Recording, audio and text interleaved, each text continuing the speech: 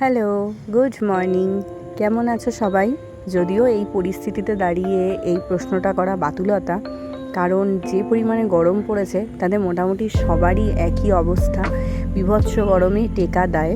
অবশ্যই সবাই খুব খুব সাবধানে থেকো আর নিজেদের টেক কেয়ার করো, ঠিক যেমন আমি করছি। এতদিন শীতকাল ছিল, তো সেই জন্য ফ্রেশ হয়ে এসে আগেই মুখে একটা ময়েশ্চারাইজার লাগিয়ে নিতাম। বাট এখন এটা গরমকাল, তাই মুখ টুক ধুয়ে এসে ফ্রেশ হয়ে আমি আগে যেটা করি, সানস্ক্রিন ভালো করে অ্যাপ্লাই করে নিই, তারপর আমি যাই রান্নাঘরের দিকে।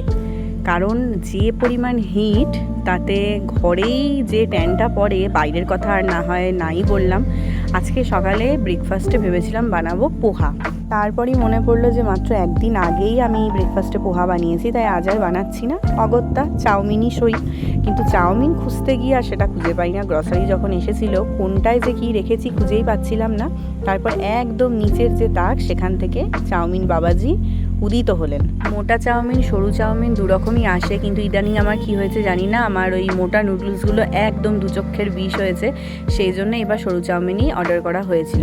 আর দেখো, আজকে আমার চাউমিন বানানোর এক্সাইটমেন্ট একটু বেশি এই ছোলার জন্য। ছোটোবেলায় যখন মা স্কুল টিফিনে চাউমিন দিত, তখন তাতে বাদাম দিক আর না দিক, ছোলাটা ঠিক দিতই, সেই স্বাদটা যেন মুখে লেগে থাকে। তো আজকে অনেক দিন পর ছোলা ভিজিয়েছি, সেই জন্য ছোলা দিয়ে একটু স্কুলের মতন করে চাউমিন বানাবো। আচ্ছা, তোমরা কে কে আছো বলো তো স্কুলের মতন চাউমিন খেতে ভালোবাসো? রেস্টুরেন্ট স্টাইলের চাউমিন তো সবার অবশ্যই খুব ভালো লাগে, কিন্তু আমার যেন তার থেকেও বেশি ভালো লাগে এই মায়ের হাতের স্কুল টিফিনের চাউমিনটা। আজকে এত রোদ উঠেছে যে চারিদিকটা একদম রোদে ঝাঁ করছে। বিয়ের পর যখন প্রথম এই বাড়িতে আসি আর রান্নাঘরের কোথায় কী আছে সেটা শাশুড়ি মায়ের কাছ থেকে শিখে নিচ্ছিলাম, তখন দেখলাম যে আমার শাশুড়ি মা প্রায় একটা আলাদা পৃথিবী তৈরি করে রেখেছে রান্নাঘরে। কেন না, সেখানে সে আঠা, স্ক্রুড্রাইভার, এইরকম নানান কাজের জিনিস সমস্ত কিছু রেখে দিয়েছে। আমি কারণ জিজ্ঞাসা করতে সে বলল যে এগুলো জানিস তো থেকেই কিন্তু কাজে লাগে। তো এই যে দেখো, আজকেই লাগলো। সব থেকে বেশি স্ক্রুড্রাইভারটাই কাজে লাগে, কারণ এই যে কড়াইটা রয়েছে, এটা থেকে এই হ্যান্ডেলগুলো ভীষণ ঢিলা হয়ে যায়, তখন এই স্ক্রুটাকে টাইট দেওয়ার জন্য এইটার সব থেকে বেশি প্রয়োজন হয়। তো চাউমিনটা জাস্ট আমি ঢেলেছি, মানে সেদ্ধ করার পর জল ঝরাতে দিয়েছি, তারপরেই দেখলাম এটা একদম ঢিল করছে, মানে উল্টে আমার গায়ে পড়ে যাওয়ার মতন অবস্থা। তাই এটাকে আগে তাড়াতাড়ি করে টাইট করে দিলাম। আজকে খুব বেশি কিছু সবজি চাউমিনে দেবো না, একটু আলু কেটেছি, আর এটা হচ্ছে একটু বরবটি, ক্যাপসিকাম, আর মেনলি যেটা দেবো সেটা হচ্ছে এই কুচি করে রাখা আদা। মাকে দেখতাম মা যখন নিরামিষ চাউমিন করতো একটু আদা দিত, খুব সুন্দর একটা স্মেল আসে এতে। তো আজকে একটুখানি এই জন্য আদা কুচিয়েছি। আজকে একদমই নিরামিষ করে বানাবো, পেঁয়াজ টেয়াজ কিচ্ছু দেবো না। আর বাদাম তো ম্যান্ডেটরি, এটা চাউমিনে দিতেই হবে, মানে বিশেষত নিরামিষ চাউমিনে। তারপর যখন এই গরম তেলের মধ্যে কুচি করা আদাগুলো দিলাম না, এত সুন্দর একটা গন্ধ বেরোচ্ছিল। এই গন্ধটাতেই বোঝা যায় যে চাউমিনটাতে কত সুন্দর একটা ফ্লেভার আসবে। তো এখানে এখন সবজিগুলো দিয়ে ভাজছি। ভাজতে যখন এটার মধ্যে আমি হলুদ দিচ্ছিলাম, তখন না আমার একটা ছোটোবেলার কথা মনে পড়লো, সেটা তোমাদেরকে বলি। আমার রাঙাদা উচ্চ মাধ্যমিক পড়াকালীন আমাদের বাড়িতে বেশ কিছু মাস ছিল ঠাম্মার কাছে। তো ও চাউমিন খেতে খুব ভালোবাসতো আমারই মতন। তো ঠাম্মা চাউমিন করতো যেভাবে, ঠাম্মা আমাদের মতন তো চাউমিন করতো না, সব সবজি দিয়ে ঠাম্মা চাউমিন বানাতো। তার মধ্যে কিন্তু কুমড়োও বাদ যেত না, এরকম একটা ব্যাপার। তো ও সেই চাউমিনটাও খেতে খুব ভালোবাসতো, আর বলার অপেক্ষা রাখে না, আমিও খুব ভালোবাসতাম। তো ও সবসময় ঠাম্মাকে বলতো যে তুমি যখনই চাউমিন করবে একটু বেশি করে হলুদ দিয়ে করবে। চাউমিনের ওই বেশি হলুদ রঙটা নাকি ওর খুব পছন্দ ছিল, খালি বলতো বেশি করে হলুদ দিয়ে চাউমিন করো। মানে আমি অবাক হতাম এটা ভেবে যে ওর কি উদ্ভট একটা ডিম্যান্ড যে বেশি করে হলুদ দিয়ে চাউমিন করো। মানুষে বেশি ডিম দিতে বলে বা বেশি সবজি দিতে বলে, বাট ওর একটাই ডিম্যান্ড ছিল যে বেশি করে হলুদ দিতে হবে। জানি না রাঙাদা এখন এই ব্লগটা দেখছে কি না, দেখলে হয়তো ওরও সেই কথাটা মনে পড়বে, আর সেই সময়টার সাথে ও নিজেকেও রিলেট করতে পারবে। তবে হ্যাঁ, আমি ঠিক করেই নিয়েছি, আজকে যখন আমার এই কথাটা মনে পড়লো, তখন এরপর যখন বাড়িতে গিয়ে ওর সাথে আমার দেখা হবে, তখন আমি ওকে জিজ্ঞাসা করবো যে তুই কি এখনও অনেক বেশি হলুদ দিয়ে চাউমিন খেতে পছন্দ করিস?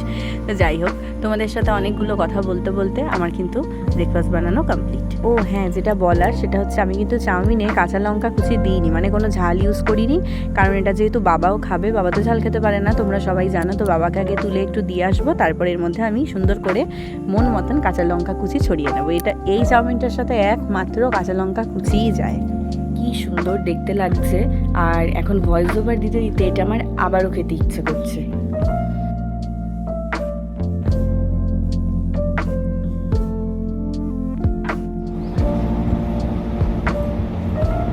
ব্রেকফাস্ট তো হয়ে গেল। তো আমার না কিছু কাজ কয়েকদিন ধরে পেন্ডিং রয়েছে, যেগুলো একদমই সারা হচ্ছে না।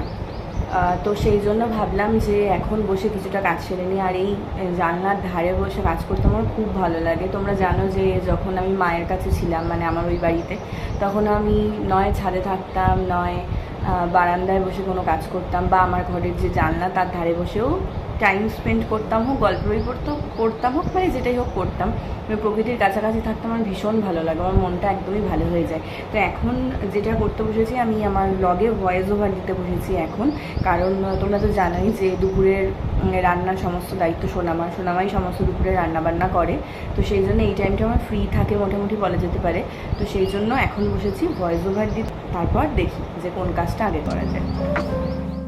ভয়েস ওভারটা দিতে দিতেই চোখ পড়েছিল আমার সদ্য কেনা ওয়ার্ড্রপটার ওপরে।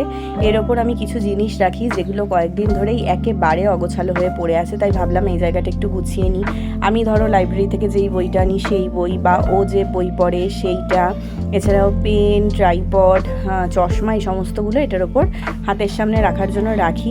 বাট জায়গাটা একদম অগোছালো হয়েছিল, তাই ভাবলাম একটু মুছে টুছে পরিষ্কার করে দিই। ছোটোবেলায় না আমি একদম অগোছালো ছিলাম, মা হাজার বললেও কিছুতেই আমি জিনিসপত্র গুছিয়ে রাখতাম না। বাট বড় হওয়ার সাথে সাথে সত্যি মানুষের মধ্যে কতটাই না বদল আসে। এখন একটু যদি অগোছালো হয়ে থাকে কোনো জায়গা, সেই জায়গাটা আমি সহ্য করতে পারি না। তো জায়গাটা পরিষ্কার করে নিয়ে আমি গিয়েছিলাম একটু রান্নাঘরের দিকে, যে সোনামা আজকে কী বানাচ্ছে সেটা দেখার জন্য। তো গিয়ে যেটা দেখলাম যে আজকে কচুর শাক বানাচ্ছে। যে কোনো ধরনের কচুই না আমার ভীষণ পছন্দের, কচুর লতি হলেও সেটাও আমার খুব ভালো লাগে। তো আর এর সাথে ছিল ডাল, পাঁপড় ভাজা আর উচ্ছে। তো সেগুলো আর আমার দেখানোর সুযোগ হয়নি।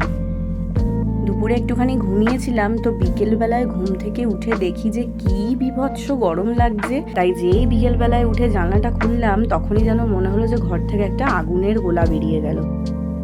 মুখে চোখে জল ছিটাতে ছিটাতে মনে হচ্ছিল যে বেসিনের কলটা দিয়ে যদি একটু বরফ কুচিযুক্ত জল পড়তো কি ভালোটাই না হতো। আর জল খাচ্ছি, ভরছি, শেষ হয়ে যাচ্ছে, মানে ভরতে না ভরতেই শেষ হয়ে যাচ্ছে। এখনই এই অবস্থা, জানি না আর কয়েকদিন পর কি হাল হবে। তো আজ সোনামা গেছে দোকানে, তাই আমার সন্ধে দেওয়া আছে। গরমের চোটে জাস্ট পাগল পাগল লাগছে। আমি এই মাত্র সন্ধে দিয়ে উঠলাম, এই যে আমার সন্ধে দেওয়া হয়ে গেছে। আর এখানে এখন ফ্যান চালিয়ে ঠাকুরকে একটু গরমে আরাম দিচ্ছি, মানে একটুখানি হাওয়া খাওয়াচ্ছি। এটা আমার শাশুড়ি মাও করেন, তো সেই জন্য আমিও করি। আর এইদিকে দেখো এক বোচকা ডাই করা জামা কাপড় হয়েছে, সেগুলোকে এখন গোছাতে হবে। গরমের মধ্যে এগুলো গোছাতে হবে ভেবেই আমার এখন আবিশ্বাস উঠে যাচ্ছে।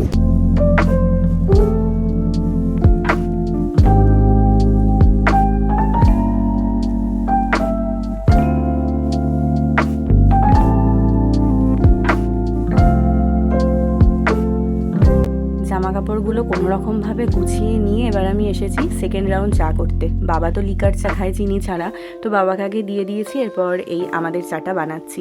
তোমাদের তো বললামই যে সোনামা আজকে দোকান খুলেছে, তাই সে বাড়িতে নেই। তো সেই জন্য আমি দোকানে যাব তাকে চা দিতে।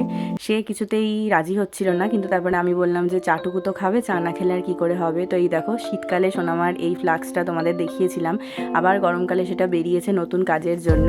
আর আমার ডেইলি রুটিনেও একটা কাজ যুক্ত হলো আজকে থেকে, সেটা হলো সোনামার জন্য দোকানে চা নিয়ে যাওয়া, সাথে একটু বিস্কুটও নিয়ে নিলাম। আর এই দেখো এই ছোট্ট কাপটা নিতেই ভুলে যাচ্ছিলাম, এইটা যদি না নিই তাহলে চাটা সে খাবে কি করে। তো চলো আজকের মতন ব্লগটা এখানে শেষ করছি, যাই আমিও চাটা পৌঁছে দিয়ে আসি। তোমরাও অবশ্যই জানিও ব্লগটা তোমাদের কেমন লাগলো, ভালো লাগলে লাইক শেয়ার করো, চ্যানেলটা সাবস্ক্রাইব করতে একদম ভুলো না। আবারও অন্য কোনো ব্লগে তোমাদের সাথে দেখা হবে। সবাই ভালো থেকো, সুস্থ থেকো, আর অবশ্যই এই গরমে নিজেদের যথেষ্ট করে খেয়াল রেখো। চলো আজকের মতন গুড নাইট অ্যান্ড বাই।